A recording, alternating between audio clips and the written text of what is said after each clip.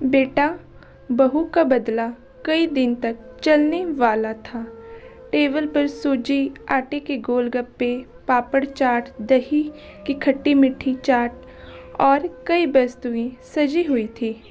कल ही शांति की बेटी पूर्वी आई। बच्चों ने चाट खाने की मांग की थी। बाहर हल्की हल्की बूंदाबूंदी हो रही थी, इसलिए पूर्वी ने बेहतर जाना कि बच्चों को घर पर ही खिलाया जाए। भाभी रोमा से बोली कि मैं बच्चों को बनाकर खिला रही हूँ। आप मम्मी पापा को कह दें कि वो भी आ जाए, साथ में बैठकर गोलगप्पा का मज़ा लेंगे। 2 बार बोलने के बाद भी भाभी ने माँ बाबा को देने की रुचि नहीं दिखाई।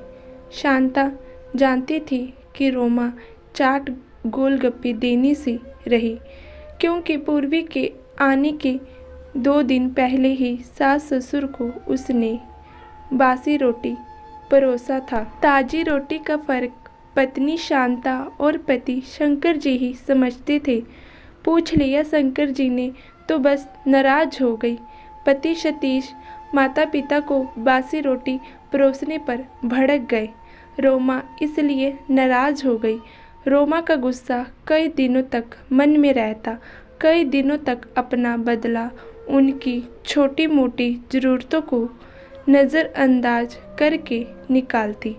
भतीजा रिंकू बोला, दादा दादी को कभी गोलगप्पा खाते हुए नहीं देखे तो हम सब बाजार जाकर खा लेते या फिर अपने कमरे में। रोमा तुरंत बोली, उन्हें कोई ख़ास पसंद नहीं है, वो नहीं खाते। कभी उन्होंने कहा आपसे भाभी? पूर्वी ने पूछा। मैं खुद बाजार से लाकर उन्हें खिलाया करती थी। माँ खुद बनाया करती थी हम सभी के लिए घर पर, और माँ के हाथ के गोलगप्पे चाट पिताजी बड़े चाव से खाया करते थे। रोमा कुछ न बोली। रिंकू पूर्वी के सामने बोल गया, इससे पहले ऐसी नौबत ही नहीं आई थी। सभी बाजार में खा लेते थे। माता पिता के लिए पूर्वी पैक करवा कर लाती थी, अपने पास बिठाकर खिला देती थी। आज खुलेआम खाया जा रहा है। रिंकू ने जो देखा वो बोल दिया, भाभी आपने खुद से तय कर लिया कि नहीं खाते? उनकी अपनी इच्छाएं होती हैं, कभी ऑफ़र करके देखा? बच्चे और बूढ़े समान होते हैं, उनमें भी खाने की ललक होती है जितनी बच्चे में। बस फ़र्क इतना, बुज़ुर्गों में पाचन शक्ति कम होती है, सो स्वास्थ्य बिगड़ने का डर रहता है। लेकिन स्वाद परिवर्तन और आत्मा की संतुष्टि के लिए थोड़ा बहुत खिलाया जा सकता है, हमेशा मन मारकर नहीं। रिंकू भी दादा दादी के व्यवहार को देखकर समझ रहा है, कल वो भी आप लोगों के साथ ऐसा कुछ ना कर बैठे। बच्चे देखकर जल्दी सीखते हैं माँ। बाबा ने अपनी उम्र के हिसाब पर खुद ही खान पीने पर रोक लगा दी है, इसमें उनकी भी भलाई है।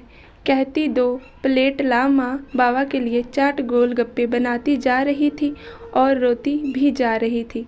मेरे रहते आप ऐसा कर रही हैं। मेरे ना रहने पर माँ बीच में बोल पड़ी, अब कुछ न बोल भाभी को देख, उसकी आंखें भी नम होती जा रही हैं। रोमा ने पूर्वी और उसकी माँ से माफ़ी मांगी। अगर उसकी भाभी उसकी माँ के साथ ऐसा करती तो उसे कैसा लगता?